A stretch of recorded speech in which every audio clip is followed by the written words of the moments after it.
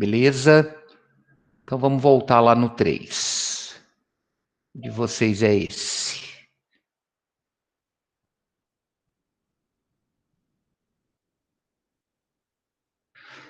O que acontece? Eu tenho duas maneiras de obter as características de uma imagem formada num espelho esférico. Uma é através de um processo gráfico, que eu desenho os raios de luz, né? Determinando o tipo de raio de luz dentro daqueles 4 notáveis, o cruzamento dos raios refletidos ou do prolongamento desses raios vai me dar a imagem, certo? Porém, neste caso aqui, é uma solução gráfica, eu não vou conseguir quantificar numericamente o tamanho da imagem, a distância que ela está do espelho. Eu consigo até ter um valor aproximado em relação à posição que esse objeto, que essa imagem desse objeto vai estar no eixo principal do meu espelho, através de retas numeradas, tá? Mas quando eu analiso analiticamente as características de uma imagem, eu vou usar fórmulas. Aqui, a representação gráfica vai ser por raios de luz. Então, voltei nesse exercício 3 para a gente poder diferenciar a obtenção da imagem por um processo gráfico e a obtenção da imagem num processo analítico. Então, observem, construem seu caderno utilizando uma proporção adequada, um espelho côncavo de distância focal igual a 3 centímetros. Considere um objeto real de 3 centímetros de altura, posicionado em frente ao espelho côncavo. Represente cada uma das situações a seguir, determinando graficamente o tamanho e a posição da imagem correspondente ao objeto. Então, se ele quer o tamanho e a posição da imagem determinado de maneira gráfica, eu vou determinar o posicionamento dessa imagem em relação aos raios refletidos ou prolongamento dos raios refletidos nesse espelho. Uma consideração que a gente faz aqui é que a distância focal desse espelho é de 3 centímetros. A distância focal ela é sempre a metade do raio de curvatura do espelho. Então, esse espelho tem um raio de curvatura de 6 centímetros. Na letra A, ele quer determinar as características gráficas dessa imagem para um objeto localizado, né, a 7 centímetros do espelho, ou seja, ele está além do raio de curvatura. Então, ó,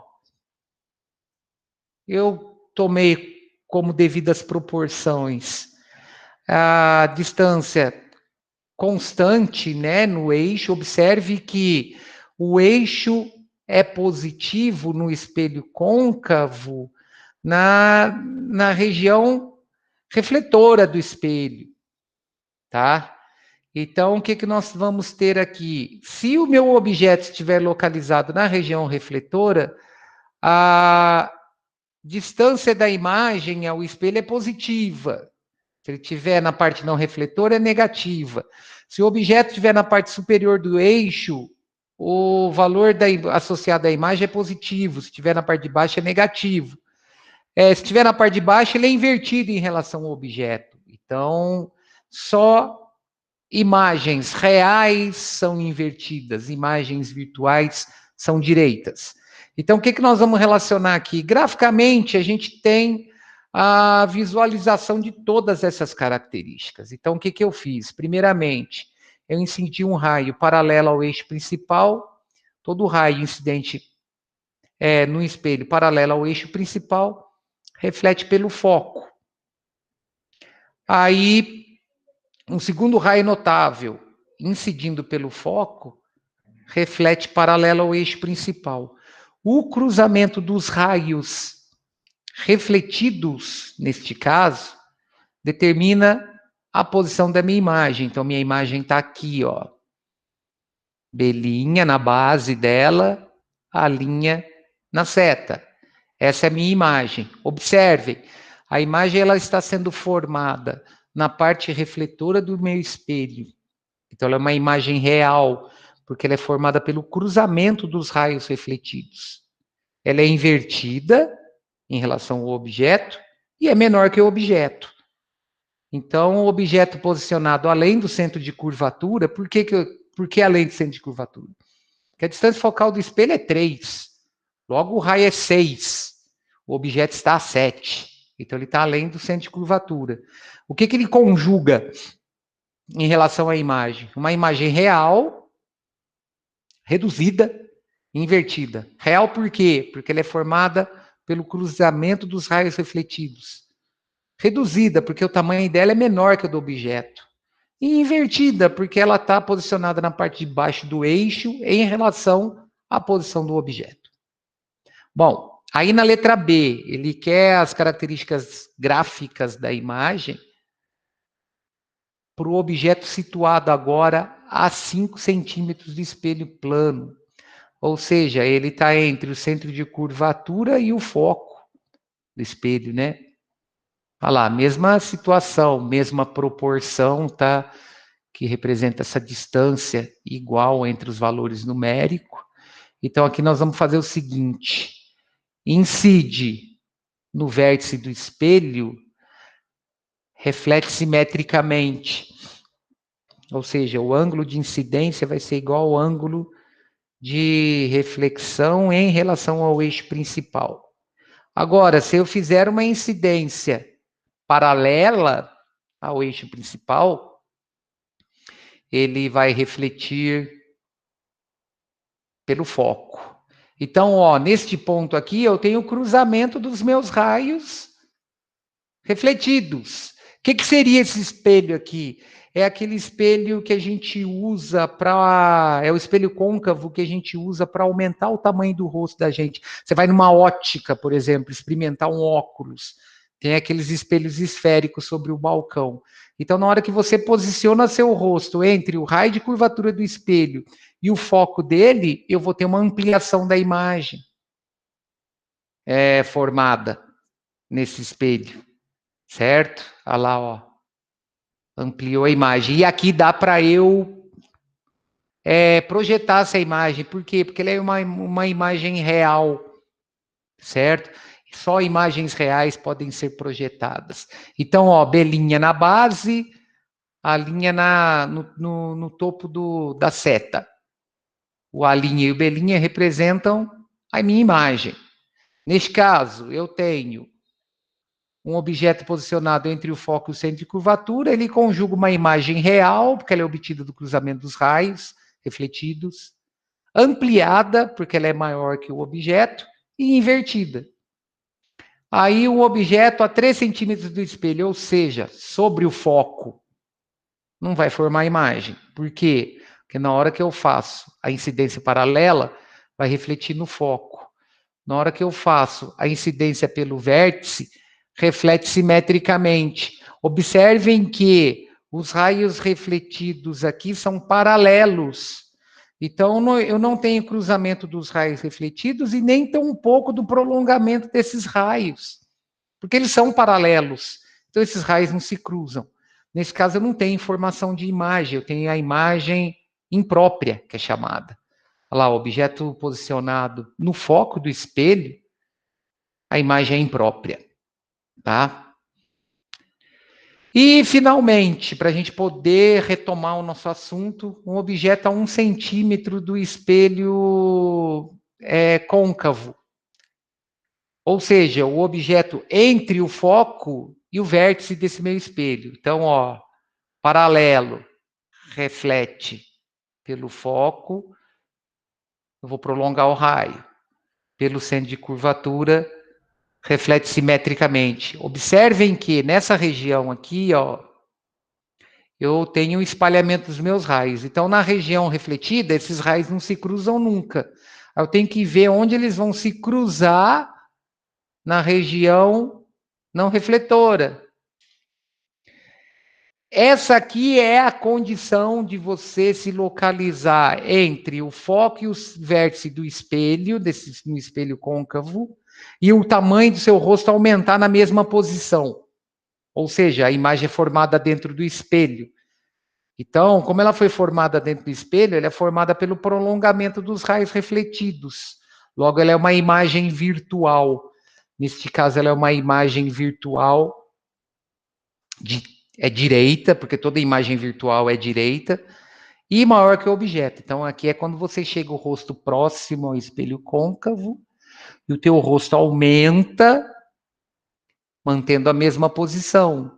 Pode acontecer de você afastar e você ter o aumento da imagem do seu rosto, só que invertida, certo? É aquela condição do objeto se localizar a 5 centímetros do espelho côncavo, no caso, ou seja, do objeto estar localizado entre o centro de curvatura e o foco. Ele amplia a imagem, só que invertida. Aqui não. Entre o foco e o vértice, ele amplia a imagem direita. Então, essa imagem vai formar dentro do espelho. Olha lá, belinha, a linha, eu tenho minha imagem aqui. Neste caso, objeto posicionado entre o foco e o vértice, conjuga imagem virtual, porque ela é formada pelo prolongamento dos raios, ampliada, porque ela é maior que o objeto, olha lá, ó. O segmento A' belinha é maior que o segmento AB, e direita. Beleza? Então, ó, isso daqui eu fiz para a gente poder voltar no que nós paramos a semana passada, porque nós encerramos a nossa aula com essa formação da imagem de maneira gráfica, tá? Bom, vamos fazer o seguinte, então. Vamos obter as características da imagem agora de forma analítica, beleza? Vamos lá, então. É o exercício 4. Eu até coloquei um espelho aí para a gente ter uma referência para poder entender o porquê desse pelinha e desse P aí, o que significa cada um. Deixa eu aumentar aqui. Aí, isso aqui já foi, beleza. Tá. Bom, o que nós vamos fazer no 4? Nós vamos resolver o exercício 4 de forma analítica. Nós vamos aplicar fórmula para obter a característica que ele determina aqui no exercício relacionada à imagem. Então, nós temos um espelho côncavo, produz uma imagem real, invertida, do mesmo tamanho de um objeto situado a 45 centímetros de distância. Podemos afirmar que a distância focal do espelho é... O que ele quer, na verdade? Ele quer o valor de F. O que ele está dizendo aqui? Que esse espelho côncavo produz uma imagem real e invertida. Só imagens reais são invertidas. Onde ela tem o mesmo tamanho do objeto e essa imagem está situada a 40 centímetros de distância do espelho.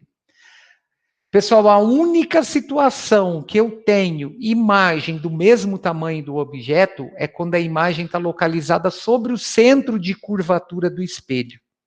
É o único caso que eu vou ter uma imagem do mesmo tamanho, real, ou seja, ela é formada pelo cruzamento dos raios refletidos, e invertida, porque toda imagem real é invertida, toda imagem real é projetável. Então, por exemplo, seria eu colocar meu objeto AB aqui sobre a distância de 6 centímetros, que representa o raio de curvatura do espelho. O raio de curvatura do espelho determina uma distância do centro de curvatura ao vértice do espelho, certo? Então, observem, para que o objeto e a imagem tenham o mesmo tamanho, o objeto deve estar posicionado sobre o centro de curvatura. Logo, o P, que é a distância do objeto ao espelho, é igual a P', que é a distância da imagem ao espelho. Bom, isso que eu coloquei aqui não tem na solução da apostila, essa imagem.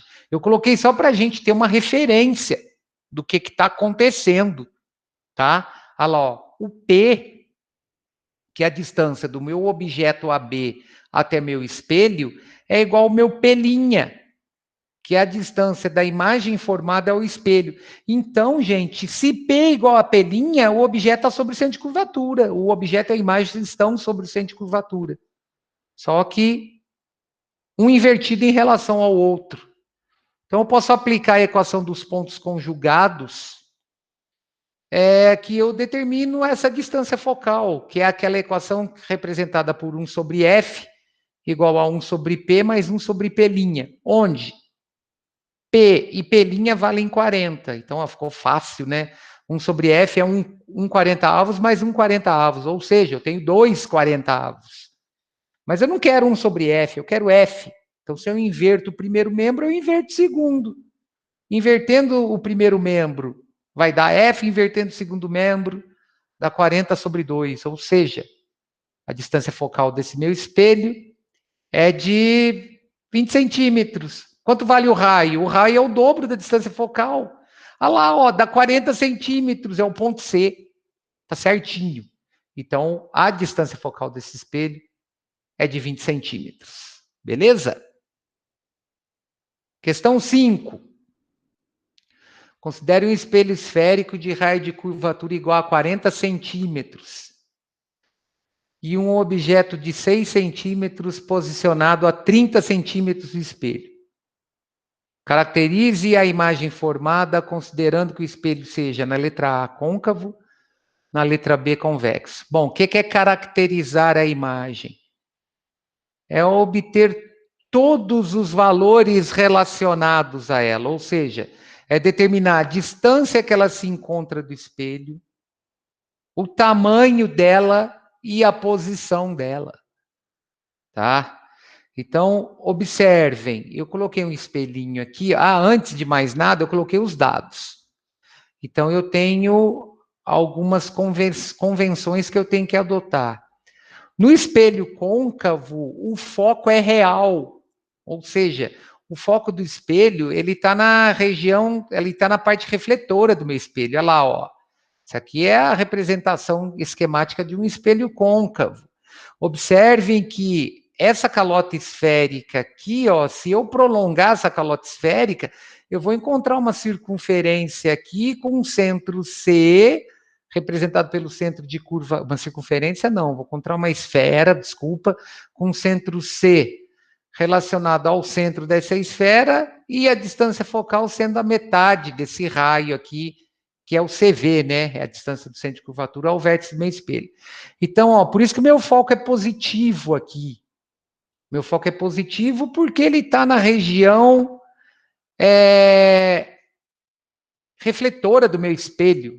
Ele se encontra nessa região refletora. Tudo que está na região refletora é positivo em relação ao eixo horizontal, tá? Tudo que está para o lado de cá, ó, na região não refletora, é negativo.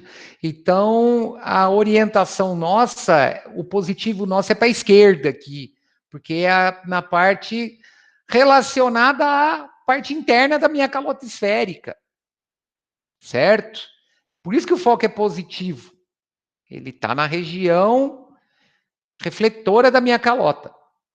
Então, esse foco, ele vale 20 centímetros, por quê? Porque o raio de curvatura do meu espelho é 40. O O, que é o tamanho do objeto, é 6 centímetros, e a distância que meu objeto se encontra do espelho é de 30 centímetros. Por que eu não montei nada aqui? Porque não é a intenção do exercício resolver graficamente. A função nossa aqui é resolver o exercício analiticamente. Então, observem, caracterizar a imagem é fornecer o seu tamanho, ou seja, o valor de I, a distância ao espelho, o valor de P' e a natureza, se ela é real ou virtual, e a orientação. Não necessariamente nessa ordem, tá? Mas a gente tem que obter essas 4 características da imagem. Então, a primeira característica que ele obteve aqui foi a distância da imagem ao espelho, que é o P'. Olha lá, ó, 1 sobre F é 1 sobre P mais 1 sobre P'. Onde? F é a distância focal que vale 20, P 30. Aí aqui é matemática, né? Joga um 30avos por primeiro membro, ele vai negativo, tira o MMC, que é 60, divide 60 por 20, dá 3 vezes 1, 3. 60 por 30 dá 2 vezes 1, 2. Mantém o segundo membro. Só que ele não quer 1 sobre P', ele quer P'. Então, ó, o que vai ficar no numerador aqui desse primeiro membro? 3 menos 2, 1. Então, eu fico com 1 sobre 60 igual a 1 sobre P. Inverto o primeiro membro, inverto o segundo. P' vale 60. Deu positivo. Ou seja, essa imagem é formada na região de refletora do meu espelho. Então, é a primeira característica que eu já tiro. A imagem foi formada na região refletora do espelho. Então, com certeza, ela é uma imagem real. Certo? Toda imagem real é invertida. Então, o sinal associado à imagem tem que ser negativo. E depois a gente relaciona com o aumento linear transversal para saber se essa imagem é maior ou menor que o objeto. Então, na equação do aumento linear transversal, eu posso relacionar a razão entre menos P' e P. No caso, P' vale 60, P vale 30. Olha lá, ó, dá menos 2. O que significa esse sinal de menos? Que a imagem é invertida. E esse resultado indica que a imagem é maior que o objeto. Ela é o dobro do objeto. Certo? Por quê? Porque eu posso relacionar o aumento linear transversal à razão entre o tamanho da imagem e o tamanho do objeto. Olha lá, ó. A igual a I sobre O. Passando o O multiplicando A, eu vou ter 6 da imagem vezes menos 2 do aumento linear transversal. A minha imagem dá menos 12 centímetros. Ó, o sinal está relacionado à posição da imagem, tá? Então, quais são as características dessa imagem? Ela é uma imagem real. Por que ela é uma imagem real? Porque P' é positivo. Ela é invertida. Por quê? Porque o aumento linear transversal deu negativo. E ela é maior que o objeto. Olha lá, ó, o valor de I deu 12. Beleza? Bem fácil, né? Bem tranquilo. Porque a gente pega as manhas, fica facinho. Agora ele quer obter as características dessa imagem, só que mudando o espelho agora. Nós vamos passar o espelho com um raio de 40 centímetros, o objeto de 6 centímetros de altura e colocado a 30 centímetros de espelho, só que agora no espelho convexo. O que acontece no espelho convexo? Por que a distância focal é negativa? Porque ela não está na região refletora do meu espelho. Olha lá, ó, no espelho convexo, a parte refletora dele é a parte externa da calota esférica. E, isso aqui não muda. Não importa, eu tiro uma calota, eu pego uma esfera, secciono transversalmente a esfera. Essa seção que eu faço na esfera, eu vou obter uma superfície esférica, que está relacionada à calota esférica. Aí, o que vai determinar o tipo de espelho que eu tenho? A parte do espelho que eu vou ter a reflexão. Então, se eu espelhar essa calota, se eu espelhar a região interna dessa calota, a característica de espelho é côncavo. Porém, se eu espelhar a parte externa dessa calota, eu vou ter como característica um espelho convexo. Porém, ó, o que eu quero que vocês entendam é o seguinte: isso aqui, ó, centro de curvatura e foco, cara, não muda. Eu tirei da mesma esfera. O que muda? A convenção de sinal. Por quê? Porque neste caso agora, a parte refletora é a parte externa e o foco e o centro de curvatura estão na parte não refletora. Por isso que o foco é negativo. O objeto continua sendo 6 e P continua sendo 30. Por quê? Porque eu quero obter a imagem do meu objeto colocado na região refletora do meu espelho convexo. Então, tem que colocar o objeto aqui, né? Eu não tenho como obter característica de uma imagem colocando o objeto na parte não refletora do meu espelho. Como é que eu vou obter a imagem dele? Pensa comigo. Eu tenho uma parede aqui, ó, do lado aqui. Eu quero obter a imagem de um objeto, eu colocando esse objeto de frente com a parede, sendo que essa parede não tem superfície espelhada. Eu não vou obter nada. Certo? Então, para eu obter as características da imagem, eu tenho que colocar o objeto na região refletora. Neste caso, o foco é negativo, porque o foco está na região não refletora. Olha, essa calota aqui e essa calota aqui é a mesma. Certo? Eu cortei isso da mesma esfera. Então, eu continuo tendo centro na região interna da esfera, beleza? E continuo tendo o foco entre o centro de curvatura e o vértice. Aí ele vai ser positivo ou negativo, dependendo da superfície espelhada. Se a superfície espelhada for interna, beleza, o foco e o centro de curvatura estão na mesma região. É tudo positivo. Se a superfície espelhada for externa, o foco e o centro de curvatura estão na região contrária, é negativo. Tranquilo? Então, ó, neste caso eu tenho, para caracterizar a mesma coisa, né, a mesma frase. A imagem é fornecer seu tamanho, a distância do espelho, a natureza e a orientação. Então, vamos determinar primeiro a distância ao espelho, que é o pelinha. Certo? Aplicando a equação dos pontos conjugados, que é a equação de Gauss, eu tenho 1 sobre F igual a 1 sobre P, mais 1 sobre P'. No caso agora, 1 sobre menos 20, porque o foco é negativo, igual a 1 sobre 30, mais 1 sobre P'. Aí, galera, eu jogo isso para o outro lado. Vai menos 30. Certo? Então fica menos 1 sobre 20, menos 1 sobre 30. O mínimo continua sendo 60. Só que agora muda o numerador. Olha lá, ó, 60, perdão, dividido por menos 20, vai dar menos 3, vezes 1, menos 3. Menos, esse sinal aqui, ó. 60 por 30 dá 2, vezes 1, 2. Então, eu vou ter menos 5 aqui em cima sobre 60. Mas eu não quero menos 5 sobre 60. Porque se eu obter menos 5 sobre 60, eu estou obtendo o inverso de pelinha. Eu quero pelinha. Então, se eu inverter o primeiro membro, eu inverto o segundo. Então, vai ficar 60 sobre menos 5. Dá menos 12. Olha que legal. O sinal negativo associado à pelinha vai determinar a posição dessa imagem em relação ao espelho. Essa imagem é formada dentro do espelho. É negativo. A orientação positiva é aqui. É na parte refletora. Ou a orientação negativa é aqui, na parte não refletora. Vai depender da região refletora e não refletora. Então, o meu objeto foi formado aqui, ó, na região não refletora. Logo, o sinal associado à distância da imagem ao espelho me indica a natureza da imagem. Essa imagem é de natureza virtual. Certo? Por quê? Porque pelinha é negativo. Aí vamos calcular o aumento transversal dessa imagem. Se o resultado for maior que 1, a imagem é maior que o objeto. Se o resultado estiver entre 0 e 1, a imagem é menor que o objeto. Certo?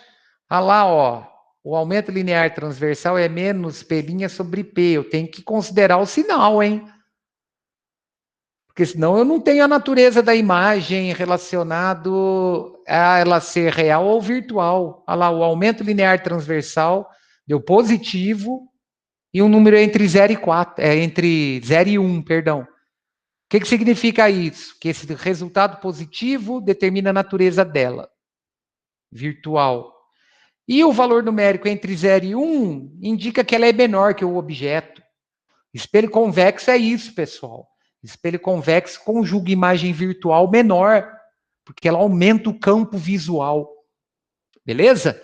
Então, olha lá, ó. A minha imagem, ela tem, né, o aumento linear transversal é a razão entre I e O. Passando o O multiplicando o A, eu vou ter 6 do tamanho do objeto vezes 0,4 do aumento linear transversal. Isso vai dar 2,4 centímetros. Então, quais são as características dessa imagem? Ela é virtual, toda imagem virtual é direita, e nesse caso ela é menor que o meu objeto. Ah, mas tem jeito de eu ter uma imagem virtual direita e maior que o objeto? Sim, só que no espelho côncavo. O espelho côncavo conjuga imagem virtual direita e maior quando o objeto está localizado entre o foco e o vértice. Foi aquela letra D que nós resolvemos no exercício 3. Tranquilo? Deixa eu ver vocês aqui. Tranquilo, pessoal? Até aqui, belezeira? Alguma dúvida?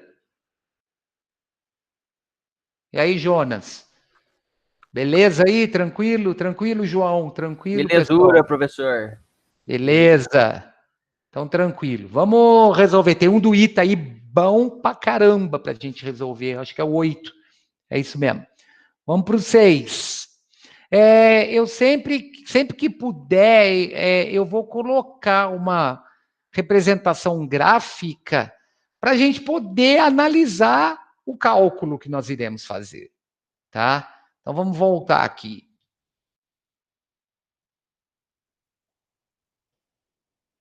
É esse. Isso aqui fecha. Isso aqui sai.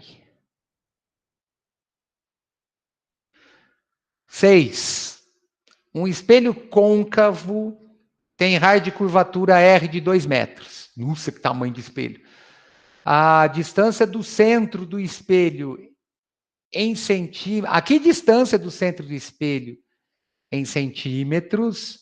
O rosto de uma pessoa deve se posicionar sobre o eixo do espelho para que a ampliação de sua imagem seja de +2, ou seja, ele quer o valor de P, porque ele quer saber a distância do centro do espelho em centímetros que uma pessoa deve localizar seu rosto. Então, ele quer o valor de P. Olha o que nós temos aqui, ó. Nós temos o raio de curvatura que é de 2 metros. Meu, esse espelho é grande. Um raio de curvatura de 2 metros. Cara do céu, é muito grande esse espelho. Certo? E o aumento linear transversal é de +2, ou seja, a imagem que ele vai conjugar é o dobro. O tamanho da imagem é o dobro do tamanho do objeto. É o 2 aí. E o mais indica que essa imagem é virtual. Certo? Por quê? Porque o sinal negativo para o aumento linear transversal indica uma imagem invertida, imagem real. O sinal positivo indica imagem direita, imagem virtual. Então, o que a gente tem que calcular aqui? O valor de P. Olha lá, ó, foi dado o raio, que é 2, então eu calculo a distância focal, que é de 1 metro. E foi dado o aumento linear transversal de +2, ele quer o valor de P. Então, observem o que eu vou fazer aqui. Ó. Vou jogar uma equação na outra para eu tirar uma em função da outra para chegar no resultado de P direto. Presta atenção no que eu vou fazer. Ó. O aumento linear transversal, ele é a razão negativa da distância da imagem ao espelho pela distância do objeto do espelho. Ou seja, o A é menos P' sobre P. O menos P, o menos aqui é para a gente poder adaptar a relação, né? É aquilo que eu falei a semana passada. O valor de, por exemplo, toda imagem invertida, ela é uma imagem real, ou seja, ela está localizada na região de reflexão do meu espelho, na parte refletora do meu espelho. Só que o que vai acontecer? Como essa imagem é invertida, o sinal associado à imagem é contrário do sinal associado ao objeto. Então, para eu manter a igualdade, eu tenho que inserir esse sinal de menos para as minhas relações não se confundirem, para não ter problema de configuração da imagem. Eu não vou colocar na frente do espelho, na parte refletora do meu espelho, uma imagem direita real, não vai existir isso. Então, eu nunca vou conjugar imagem direita real. Imagem direita é sempre invertida. Então, o sinal de I é o contrário do sinal de O. Em contrapartida, toda imagem virtual é direita e ela está na região não refletora. Então, meu pelinho é negativo. Então, por isso que eu faço esse arranjo com sinal de menos para eu poder manter a relação das grandezas, tá? Então, o que vai acontecer aqui? O aumento linear transversal é menos P' sobre P. Esse aumento é 2. Isso vai ser igual a P' sobre P. O que eu fiz aqui? Eu tirei P' em função de P. Por quê? Porque eu quero o valor de P. Aí, isolando esse valor de P' em função de P, eu vou ter P' igual a menos 2P. Jogando na equação dos pontos conjugados, eu calculo o valor de P direto. Olha lá, 1 sobre F é igual a 1 sobre P mais 1 sobre P'. 1 sobre 1, porque o raio é 1, tá? É 1 sobre P menos, por que menos? Porque P' é negativo. 2P. Aí o mínimo é quem? É o maior. Porque 2P é divisível por P. Então o mínimo é maior. Então, ó, tirando o mínimo múltiplo comum aqui, que é mantendo 1 no primeiro membro e tirando o MMC no segundo, o MMC é 2P. 2P dividido por P dá 2 vezes 1, 2. 2P por ele mesmo dá 1 vezes 1, 1. Por que dá meio aqui? Por causa disso, ó. Eu vou ter o 2P multiplicando o primeiro membro, sendo igual a 1, que é esse resultado. Passo 2 dividindo, 1 dividido por 2 dá 0,5. Mas ele não quer o resultado em metros. Ele quer o resultado em centímetros. Então, eu tenho que localizar meu rosto a 50 centímetros do espelho para eu ter essa imagem 2 vezes maior que o meu objeto. Cara, para vocês terem uma ideia do tamanho desse espelho. Essa régua aqui tem 20 centímetros. Eu tenho que ter mais uma régua e meia aqui. Então, o objeto está aqui, o rosto está aqui, o espelho está aqui, ó. Eu vou ter uma imagem formada nesse espelho aqui de raio 2 metros. Cara, é muito grande isso. Com o dobro do tamanho. Aí fica um rostão formado na parte refletora do meu espelho. Beleza? 7. Um espelho esférico é utilizado para projetar uma imagem quadruplicada de um objeto real, ou seja, a imagem é 4 vezes o objeto. A distância entre o objeto e a imagem conjugada pelo espelho esférico é de 60 centímetros.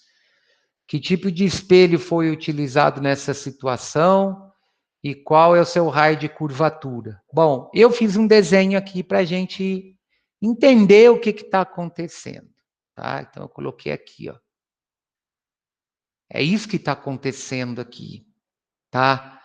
Por que eu tenho certeza disso que está acontecendo? Porque, veja bem, um espelho esférico é utilizado para projetar uma imagem. Só imagem real pode ser projetada, certo? Toda imagem real é invertida, então eu já matei 2 coisas aqui, ó. O meu objeto AB está localizado na parte refletora do meu espelho e ele criou uma imagem que pode ser projetada. Se eu colocar esse espelho próximo de uma parede, a imagem formada do meu espelho vai ser formada nessa parede, certo? Aí, qual que é a terceira coisa que eu concluo? Que esse espelho é côncavo. Só espelho côncavo projeta imagem. Espelho convexo só cria imagem virtual. Então, esse espelho é côncavo, a imagem é invertida, porque ela pode ser projetada. Tá? Aí ele fala também no exercício, a distância entre o objeto, ó, a distância entre o segmento AB e o segmento a linha B' é de 60 centímetros. Então, isso aqui vale 60. Certo? O tipo de espelho nós já definimos e ele quer o raio de curvatura desse espelho. Bom, então o que eu coloquei? Ó, isso aqui é P, é a distância do objeto ao espelho. Isso aqui embaixo, ó, é P'. É a distância da imagem ao espelho. O que vale 60, pessoal? Esse segmento no meio aqui, ó, estão vendo? Ó? Esse segmento entre B' e B. Esse segmentozinho vale 60 centímetros. Então, dá para a gente entender que 60 mais P é P'. Correto? É só jogar geometria na brincadeira aí. Então, ó, como o objeto é real e apenas imagens reais são projetáveis, conclui-se que o espelho esférico é côncavo. Ou seja, o meu foco é maior que 0. Ah, mas como é que você sabe que a imagem é real? Porque ela é projetada, ó. Está escrito aqui, ó. Só a imagem real pode ser projetada. Então, quem tiver um espelho côncavo em casa, é fácil fazer essa experiência, tá? Joga um facho de luz no espelho, liga uma vela na frente do espelho. E próximo a uma parede branca. E vai aproximando e vai variando a distância entre esse espelho e essa vela acesa. Aí vocês vão ver que vai formar uma imagem na parede. Na hora que essa imagem formar na parede, a minha imagem que foi projetada na parede é real. Tá? Bom, por que P' menos P é 60? É fácil de entender, ó, porque o P todo aqui corresponde à soma desses dois segmentos. Aí eu já iria direto. Tá aqui, né? Tá no visual, ó. P' é P mais 60. Beleza? E o que é esse I igual a menos 4O? É a questão da imagem quadruplicada do objeto. Por que o sinal de menos? Porque a imagem é invertida. Certo? Só a imagem real, só a imagem invertida é real. Então, ó, temos nossos dados, vamos aplicar a equação dos pontos conjugados no espelho. A gente tem que o aumento linear transversal, ele é a razão entre I e O, que é também igual a menos P' sobre P. Então, é só substituir, ó. I para nós é menos 4O.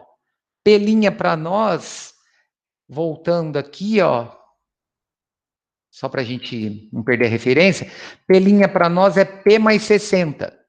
Então, ó, cuidado que eu tenho que manter o sinal de menos, tá? Porque é o sinal de menos que acerta a nossa relação, que condiciona a relação. Só que eu posso fazer umas coisas aqui, né?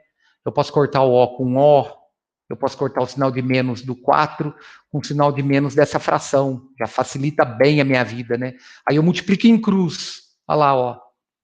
4P, passei esse P multiplicando aqui, igual a 60 mais P. Jogo o P para o primeiro membro, 4P menos P igual a 60. Eu vou ter 3P igual a 60, P igual a 20. Então, a distância que meu objeto está do espelho é de 20 centímetros. Aí, como é que eu calculo a distância focal? Pela equação de Gauss. 1 sobre F é 1 sobre P mais 1 sobre P'. Ele quer o valor de F. É 1 sobre P, 1 sobre 20, mais 1 sobre 80. Por que 80? Porque P' é P mais 60. Aí é matemática. Tira o MMC, lá, 80 é divisível por 20, então o mínimo é 80. 80 por 20 vai dar 4 vezes 1, 4. 80 por 80 dá 1 vezes 1, 1. Como eu quero o inverso dessa relação, se eu inverter o primeiro membro, eu tenho F. Se eu inverter o segundo membro, eu tenho 80 dividido por 5. Dá 16 centímetros a distância focal. Qual que é o raio de curvatura do espelho? É o dobro da distância focal. Então, esse raio de curvatura vale 32 centímetros. Beleza? E o último do I está muito bom, tranquilo de fazer. Ele diz o seguinte: um espelho esférico convexo, então esse espelho não vai perder as características. O que muda no tamanho da imagem formada no espelho convexo? O tamanho dela. Quanto mais próximo do espelho convexo tiver meu objeto, maior é o tamanho da imagem formada. Eu vou afastando esse objeto do meu espelho, essa imagem vai diminuindo de tamanho. É isso que ele quer nesse exercício. Olha lá, um espelho esférico convexo reflete uma imagem equivalente a 3/4 da altura do objeto dele situado a uma distância P1. E outro detalhe, pessoal. No espelho convexo, a imagem vai ser sempre menor que o objeto. A função do espelho convexo é aumentar o campo visual. Então, para eu aumentar o campo visual, eu tenho que diminuir o tamanho da imagem.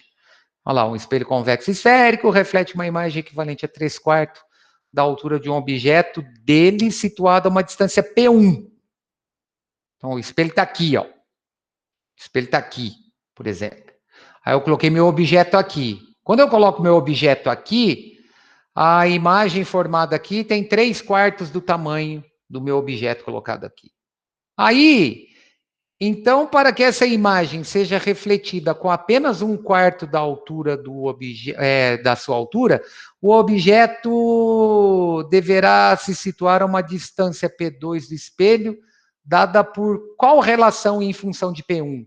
Então, a história agora é essa aqui, ó. Vou usar essa caneta aqui para a gente entender o que está acontecendo. Caiu a tampa, peraí.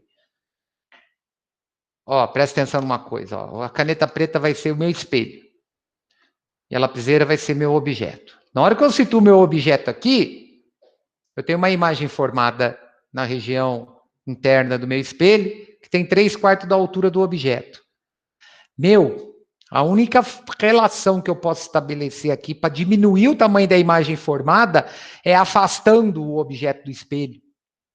Na hora que eu afasto o meu objeto do espelho, eu vou aumentar o campo visual em relação a esse objeto.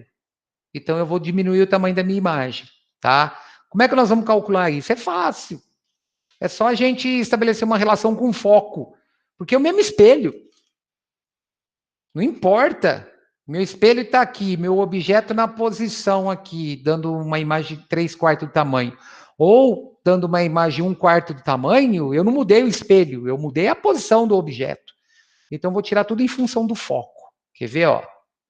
Como o espelho é convexo, a única imagem formada de um objeto real é virtual, direito menor. Ah, mas o que é esse objeto real? O objeto real é o objeto que eu posiciono na região refletora do meu espelho.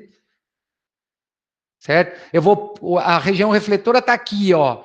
Eu vou pôr meu objeto aqui na não refletora, não vai conjugar a imagem.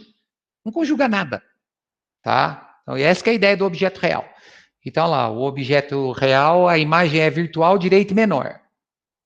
Então, a primeira situação que nós temos é a distância do objeto ao espelho chamar de P1. E a imagem conjugada é 3/4 de O. Positivo, tá? Por quê? Porque a imagem é direita. Aí eu relaciono aqui na aumento linear transversal. I sobre O é menos P' sobre P. Então, ó, o que acontece? I é 3/4 de O. Olha lá, ó, 3/4 de O sobre O é menos P' sobre P1, que é o valor de P. Corto O com O. Então, eu tiro a distância da imagem ao espelho sendo de menos 3/4 de P1. Jogo na equação dos pontos conjugados para calcular a distância focal. Olha lá, 1 sobre F é 1 sobre P mais 1 sobre P'.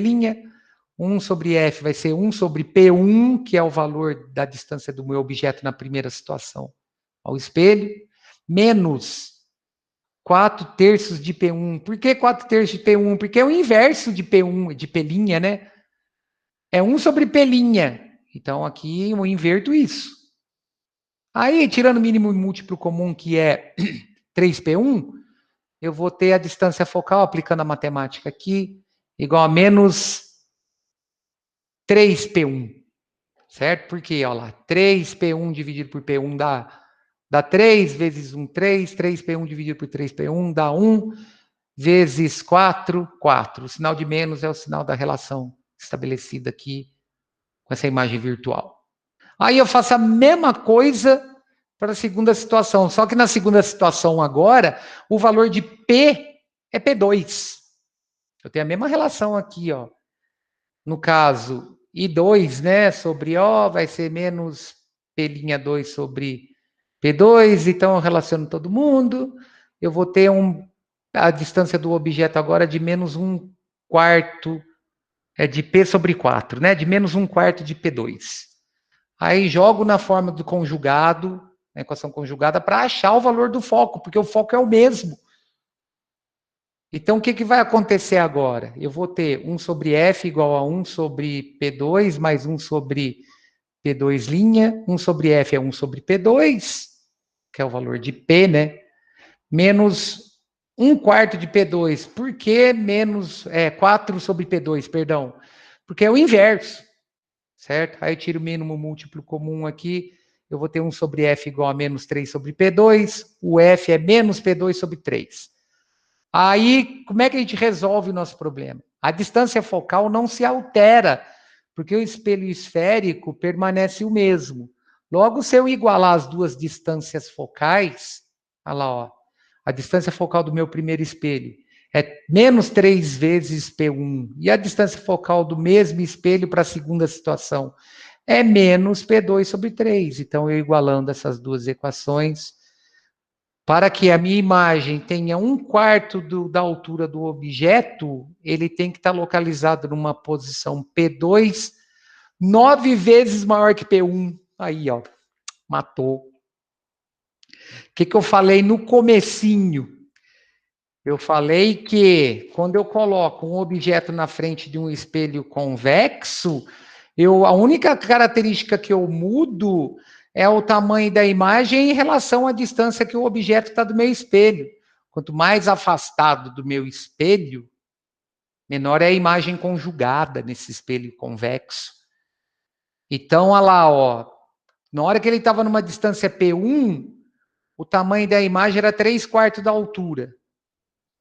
Para a imagem passar para 1/4 da altura, ele tem que estar localizado numa posição P2, 9 vezes maior que a posição P1. Então, ó, inicialmente meu objeto estava aqui, formava uma imagem com 3/4 da altura aqui. Na hora que eu afastei esse objeto para a posição P2, ele formou uma imagem com 1/4 da altura aqui dentro. Matematicamente está perfeito o exercício. Bom, o lance é o seguinte, não vou cobrar tarefa, mas eu vou sugerir, tá? Olha lá, do 13 ao 20, da seção Hora do Estudo, página 59 e 60. Com isso, a gente terminou tudo de reflexão, tá? Depois que terminar minha aula, às 3h10, eu nem sei que horas são agora, o louco, 2h30 já. Na hora que terminar minha aula, 3h10, eu mando para vocês a resolução desses exercícios, tá? Ninguém precisa me entregar, o que vocês têm que me entregar é o trabalho, dia 27. Quanto mais cedo, melhor, tá? Essa tarefa não precisa entregar, tarefa de 13 ao 20, página 59 e 60. Eu tenho a solução de todos, tá? Para quem quiser acompanhar depois, daqui a pouco chega um e-mail para vocês. Até aqui tranquilo, pessoal? Bom, vamos mudar a maneira agora. Vamos mudar de meio. Porque até agora o que está acontecendo? Nós fizemos o estudo da imagem formada no mesmo meio, né? Eu tenho o espelho aqui, por exemplo, um espelho côncavo, eu incido o raio de luz nesse espelho e ele reflete nessa região. O raio refletido, ele vai voltar na mesma região do raio incidente. O que nós vamos fazer agora é o seguinte, nós vamos incidir um raio de luz numa superfície separadora de 2 meios. Então, quando a luz muda de meio, ela deixa de refletir, ela passa a refratar, tá? Então, óculos. A lente do óculos, ela é refratora. A lente esférica do óculos é refratora, porque o raio de luz vai incidir aqui, vai passar do ar para o vidro e do vidro para o ar de novo, para atingir o meu olho, certo? Então, e eu estou tendo outra refração, né, que é do ar entre a lente e o olho, que vai passar para a parte aquosa do meu olho, né? Aí eu vou ter a formação da imagem, beleza? Tudo isso nós vamos estudar também, vai dar tempo. Vocês podem ficar tranquilos. Eu estou louco para dar essa aula de problema associado a problema de visão. Por que quem tem miopia tem dificuldade de enxergar de longe? Por que quem tem hipermetropia tem dificuldade de enxergar de perto? Qual que é o problema relacionado à presbiopia? E qual que é o problema qual que é a outra? Hipermetropia, miopia, astigmatismo. Qual que é, como é que é o tipo de, qual que é a formação, o defeito, né, de formação do olho que causa o astigmatismo. Então, vai dar tempo, nós vamos chegar nisso tudo. Bom, mas para a gente chegar nisso, a gente tem que entender as leis da refração, certo? Então, pessoal, isso daí está na página 41, tá? Vamos ver isso. Fechando aqui. É aqui que nós vamos entrar agora. Página 41, tá, pessoal? Bom, leis da refração. É comum, ao olhar para uma colher dentro de um copo com água, observar uma descontinuidade entre a parte emersa e a parte submersa. Esse fenômeno está relacionado à refração, na qual a luz muda de meio e, consequentemente, muda a sua velocidade de propagação. Em nosso cotidiano, existem outras situações em que ocorre o fenômeno da refração.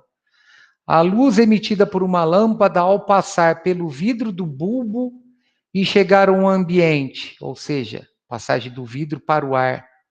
A luz emitida pelo Sol a entrar na atmosfera terrestre. Passagem do vácuo para o ar. A luz que parte de um objeto que chega aos olhos de uma pessoa, passagem do ar para os meios aquosos do olho, etc. Então, pessoal, a refração é o fenômeno no qual uma onda muda de meio de propagação, ocorrendo como consequência mudança de sua velocidade de propagação. Então, por exemplo,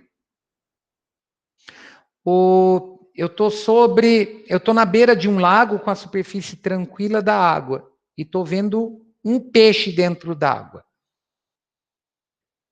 Para eu poder enxergar aquele peixe, é porque houve uma emissão dos raios de luz da água para o ar.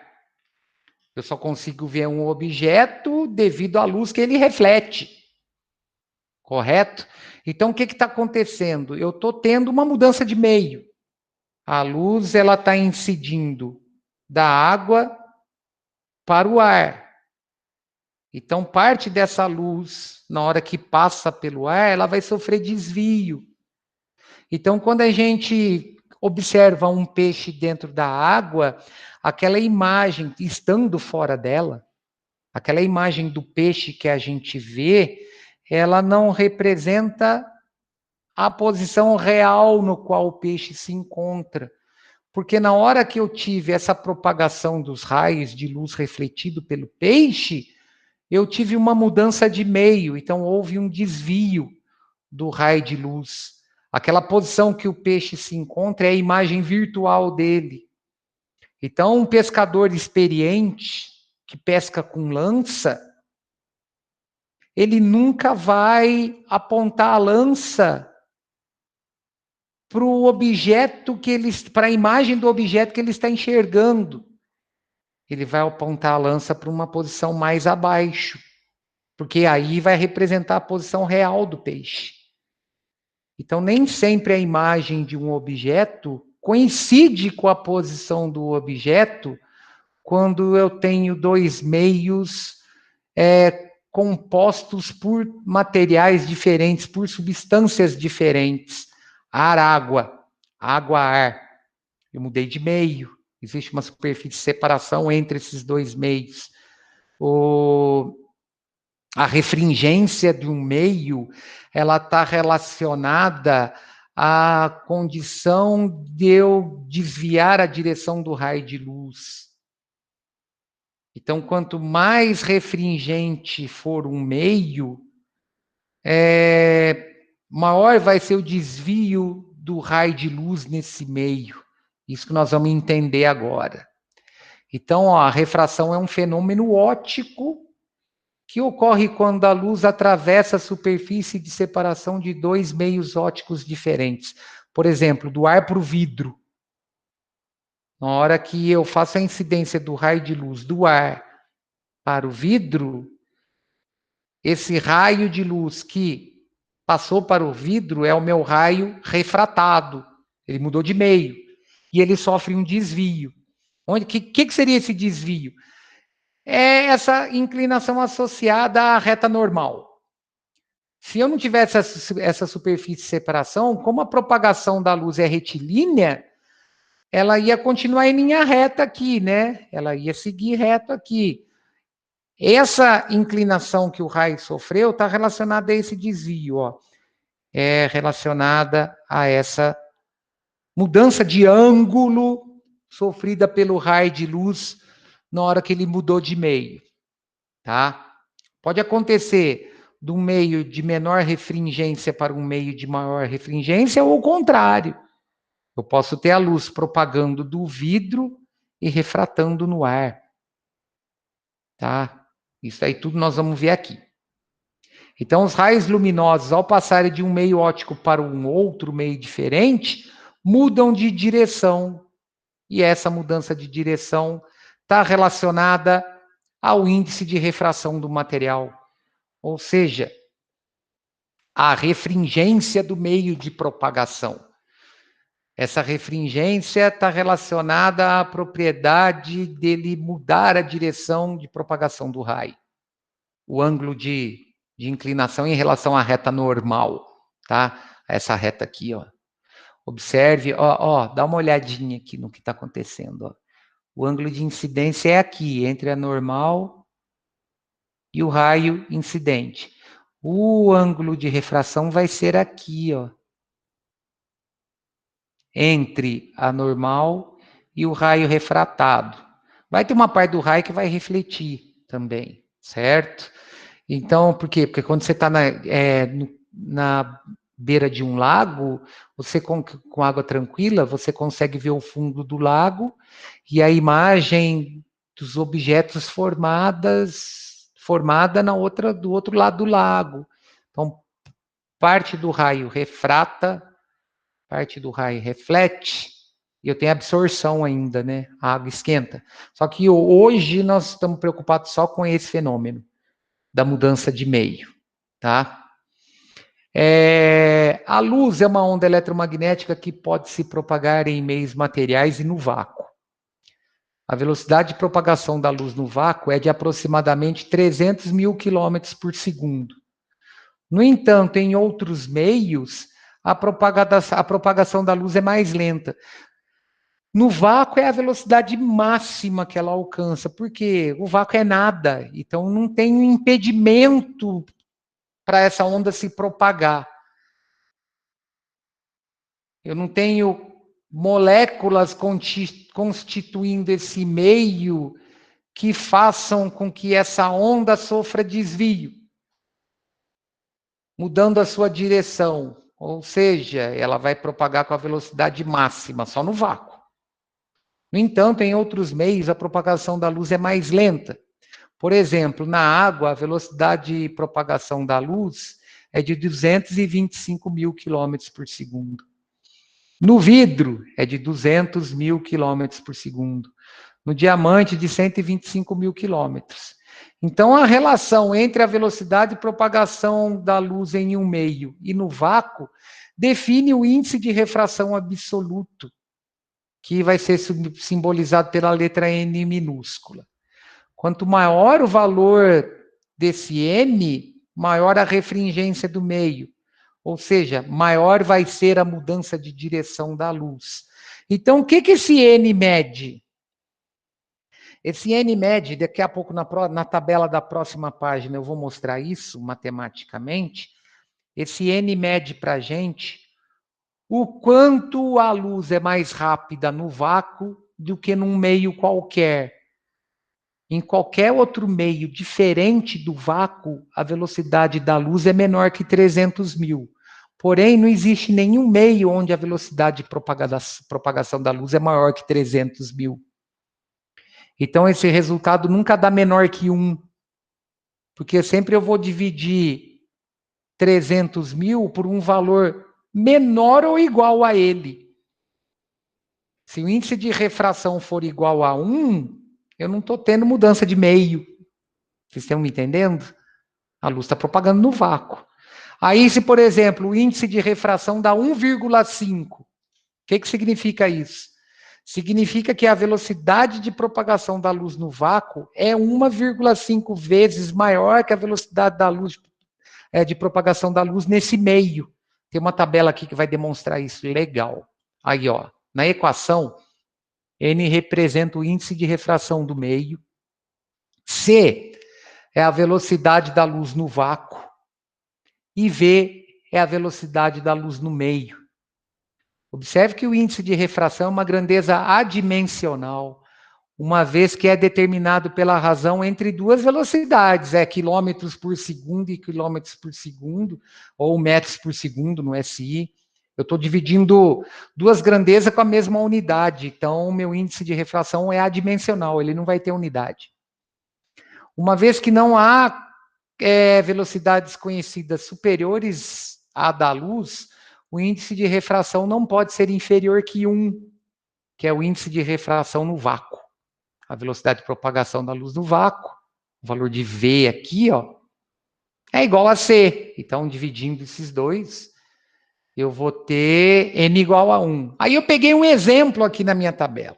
Olha lá, na minha tabela tem índice de refração no vácuo 1, no ar 1,004, na água 1,33. Eu peguei esse exemplo. Então, ó, o índice de refração da água sendo igual a 1,33, eu posso estabelecer uma relação entre a velocidade da luz no vácuo e a velocidade da luz nesse meio, na água. Como é que eu calculo o índice de refração da água? É a velocidade C, que é a velocidade da luz no vácuo, dividido pela velocidade da luz na água. Essa razão C sobre velocidade da água é 1,33. Aí, ó, está provado, matematicamente. Quando o índice de refração de um meio, no caso a água, é 1,33, isso significa que a velocidade da luz no vácuo é 1,33 vezes maior que a velocidade da luz na água. Certo? Essa é a relação que eu tenho. Para a luz policromática, né, que é a luz formada por várias frequências monocromáticas. Então, para a luz policromática, o índice de refração de um meio depende da frequência da luz, sendo máximo para luz violeta e mínimo para a luz vermelha. O que significa isso? Quando eu faço a incidência de uma luz policromática, luz branca, luz do sol, num prisma, por exemplo, eu vou ter a refração dividindo em 7 cores, né? Porque aí eu vou ter a divisão pela frequência. Cada cor tem uma frequência própria.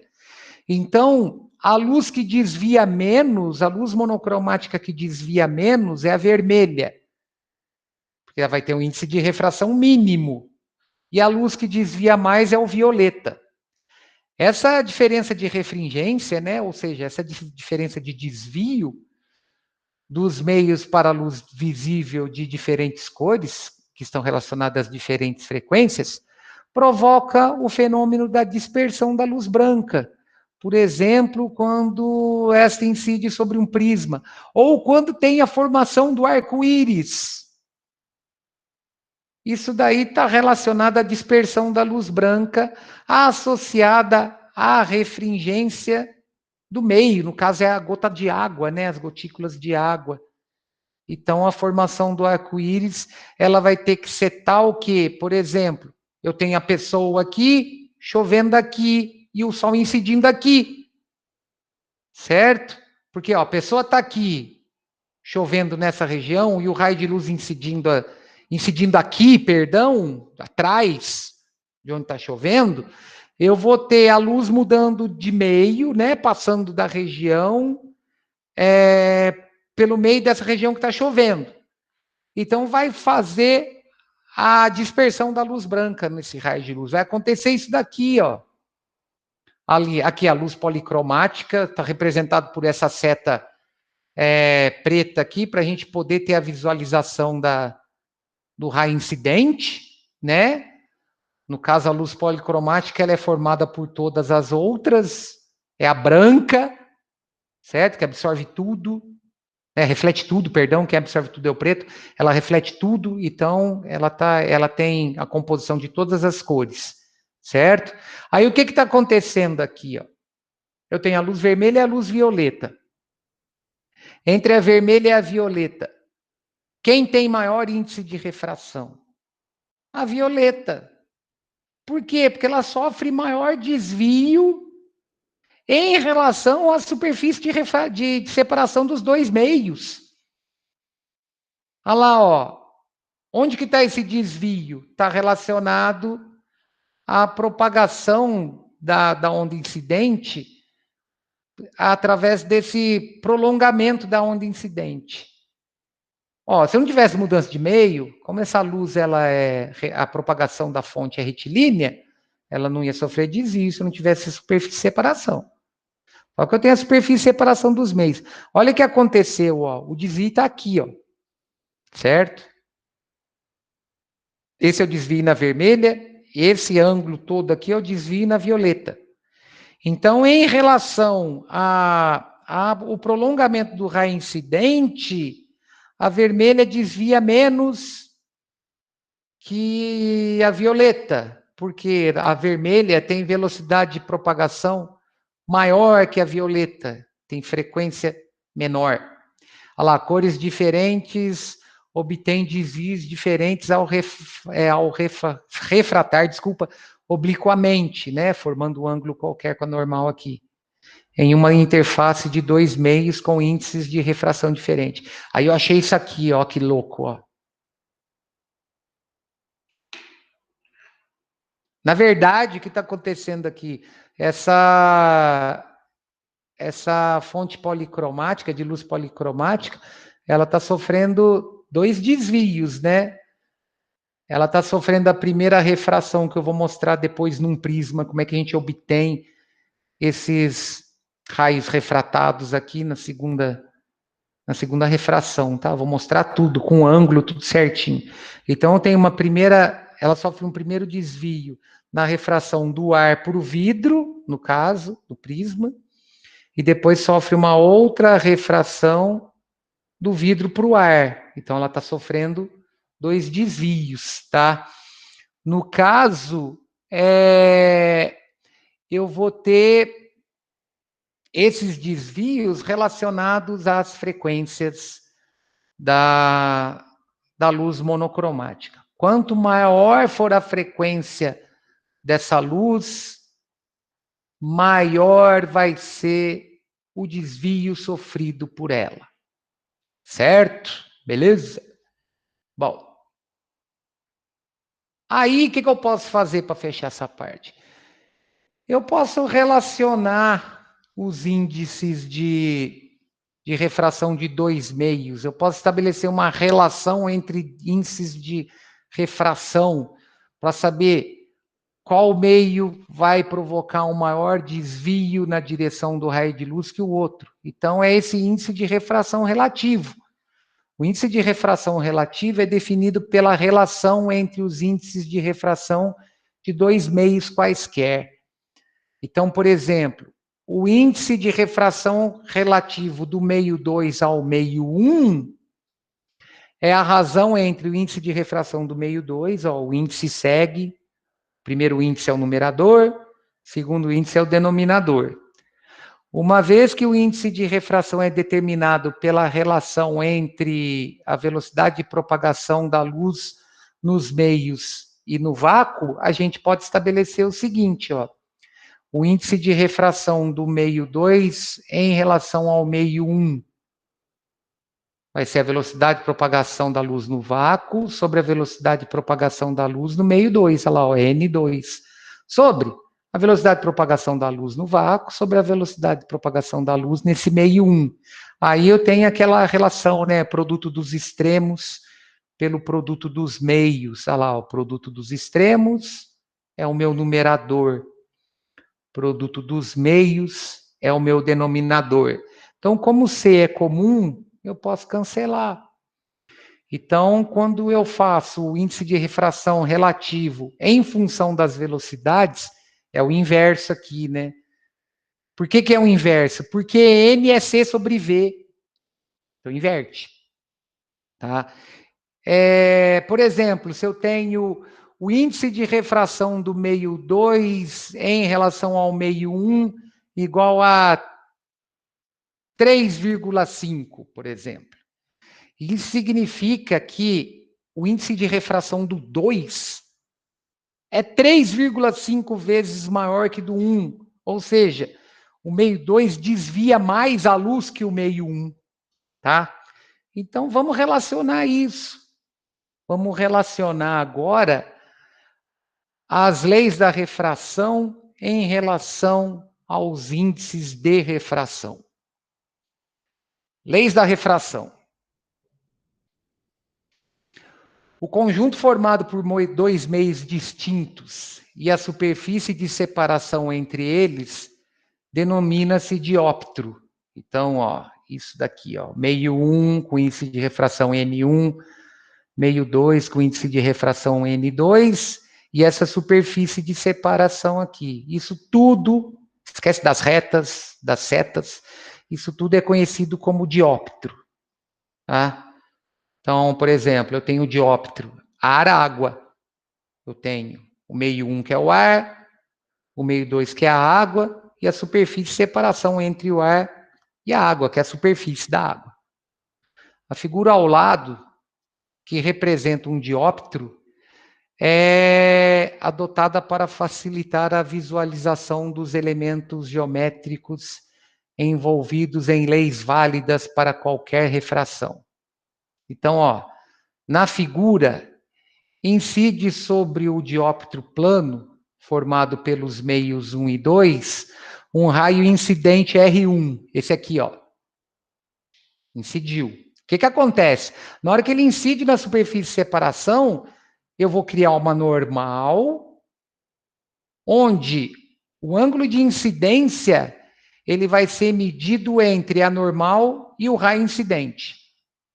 Certo? Olha lá, na figura incide sobre o dióptro plano, formado pelos meios 1 e 2, um raio incidente R1, com ângulo I em relação à normal, que é o ângulo de incidência.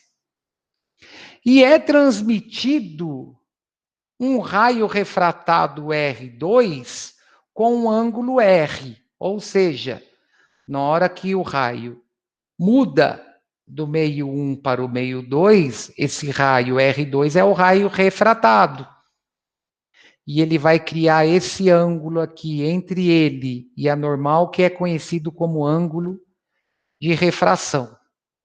Para um dióptro qualquer, pode-se anunciar as duas leis da refração. Primeira lei da refração.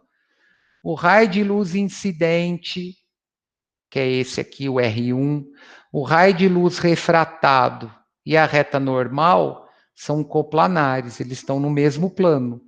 Pensa assim, na hora que eu faço a incidência do ar para a água, eu não mudo de dimensão, eu estou no mesmo plano de incidência. O plano aqui no nosso caso é a folha de papel, certo?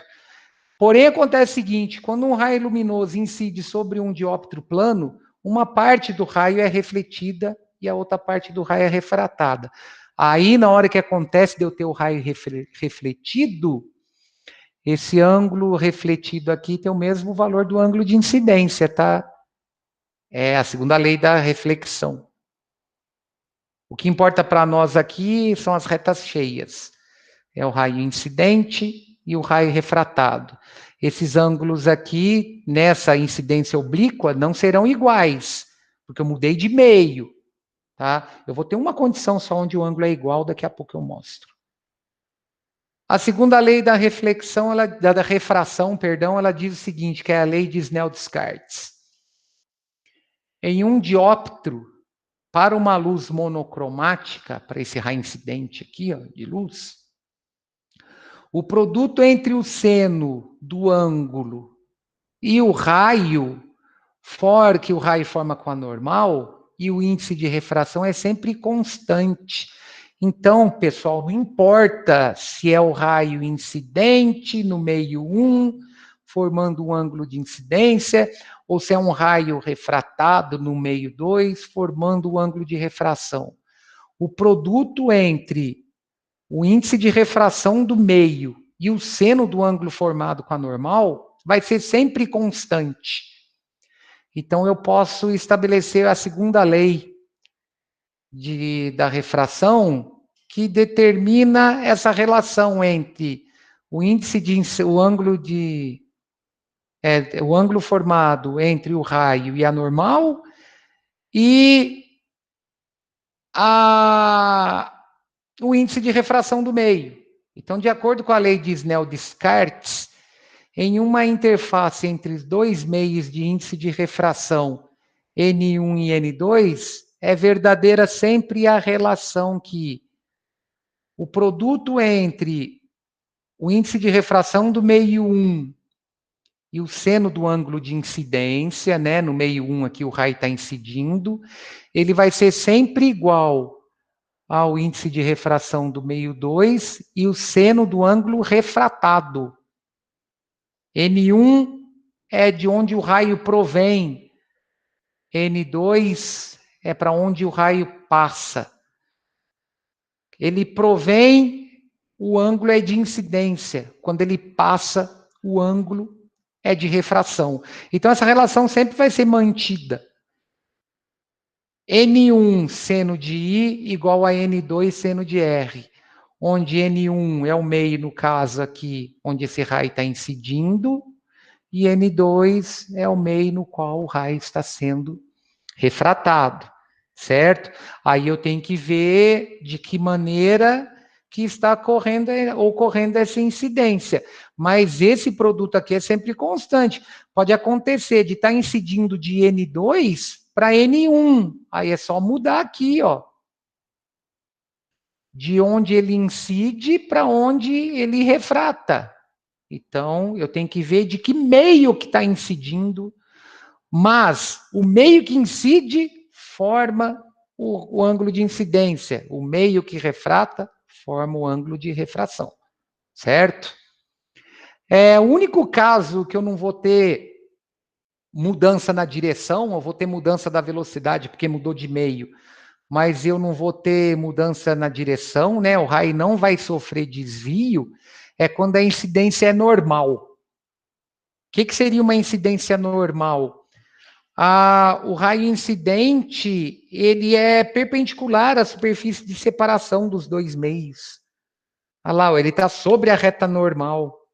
Então, o que acontece? Na hora que ele muda de meio, ele não sofre desvio. Então, aqui é o único caso que o ângulo de incidência vai ser igual ao ângulo de refração. Ambos serão iguais a zero, certo? Olha lá, ó. Para a refração com incidência normal, com I igual a zero, o raio luminoso não sofre desvio. R igual a zero. Mesmo com a variação da velocidade de propagação. Por que eu sei que a velocidade de propagação vai mudar?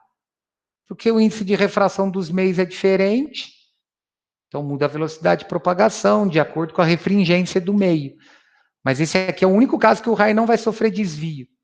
Ele vai sofrer desvio quando esse ângulo de incidência não for igual a zero. Olha lá, ó, para incidências diferente de I igual a 0 graus, nós vamos ter dois casos.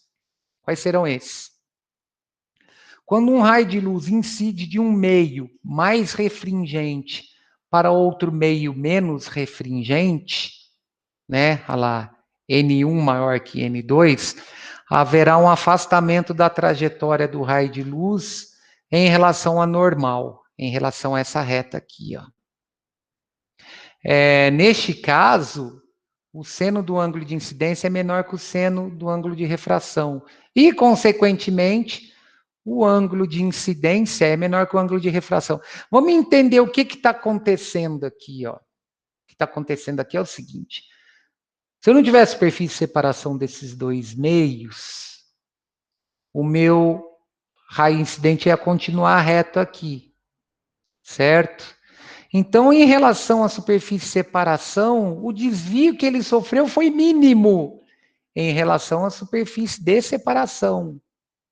Mas em relação à superfície normal, esse desvio mínimo aqui, em relação à superfície de separação, faz com que o meu raio se afaste da normal. Então, quando passa do mais para o menos, o raio refratado afasta da normal. Olha lá, ó. Quando um raio de luz passa de um meio mais refringente para um meio menos refringente, ele pode se afastar da reta normal. Consequência da redução da velocidade de propagação, certo? Diminuiu mesmo a velocidade de propagação. Aí, quando um raio de luz incide de um meio menos refringente para um outro mais refringente, ou seja, N1 menor que N2, haverá uma aproximação da trajetória do raio de luz em relação à reta normal. Neste caso, o seno de I é maior que o seno de R, e, consequentemente, I é maior que R. Que, ó, a mesma história, ó. O raio incidente está aqui. Se eu não tivesse superfície de separação, ele ia continuar reto aqui, certo? Aí, o que aconteceu? Eu passei para o meio mais refringente, ou seja, o meio é mais refringente, ele provoca um maior desvio em relação à superfície de separação. Esse maior desvio que ele provoca em relação à superfície de separação, em relação à propagação retilínea desse raio incidente, faz com que ele se aproxime da reta normal. Então, quando um raio de luz passa de um meio menos refringente para um meio mais refringente, ele se aproxima da reta normal, consequência do aumento da velocidade de propagação, tá? Então, ó, eu fiz até um esqueminha aqui animado. Quando a luz é refratada de um meio mais refringente para um meio menos refringente, o raio afasta-se da normal. Então, do mais, que é a água, para o menos, que é o ar, o raio refratado afasta-se da reta normal. Por isso que a gente vê o peixe mais perto, por isso que a gente tem que mirar um pouco mais para baixo, né? Então, ó, esse aqui é o ângulo de incidência, esse aqui é o ângulo de refração. Neste caso, o ângulo de incidência é menor que o ângulo de refração. Então, quando passa do meio mais refringente para o menos, afasta, certo? Aumenta a distância. Aí, quando a luz é refratada de um meio menos refringente para um outro mais refringente, o raio aproxima-se da normal. Então, ó, tem o raio de luz incidindo do ar, é o raio incidente, vai criar uma normal, vai refratar na água, certo? Então, esse raio vai ficar mais próximo. E, ó, se não tivesse a superfície de separação, ele ia continuar aqui reto, né? O que aconteceu? Ele sofreu um desvio em relação a esse raio que estava continuando reto aqui, aproximando-se da reta normal. Então, o ângulo de incidência ele é maior que o ângulo de refração. Então, ó, só voltando aqui para fechar a ideia, tá? Deixa eu fechar aqui. Presta atenção numa coisa. Aqui está o meu raio incidente. Eu vou criar uma normal, certo?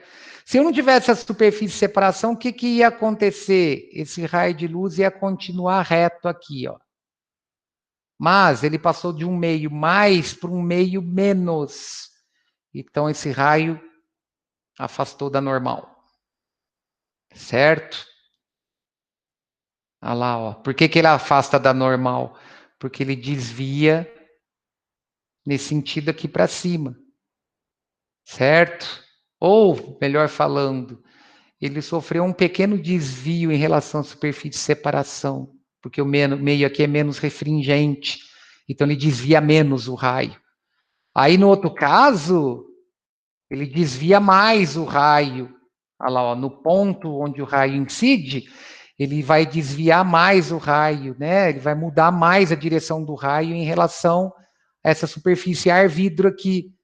Então, ele vai afastar mais da superfície, ele vai desviar mais, ou seja, ele vai aproximar da normal. Certo? Olha lá, ó.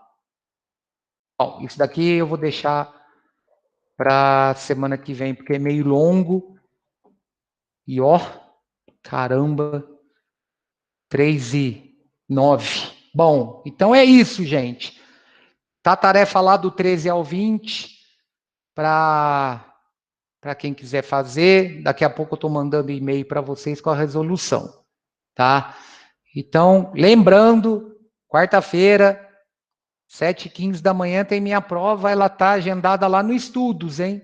Tem que entrar lá no Positivo, entrar no Estudos para achar minha prova lá. Beleza? E eu vou estar online, a gente vai conversando. Então, falou, Gabriel. Falou, Rafael. Tudo de bom para vocês aí. Até quarta-feira de manhã. Falou. Falou. Com Deus. Um abraço para todo mundo.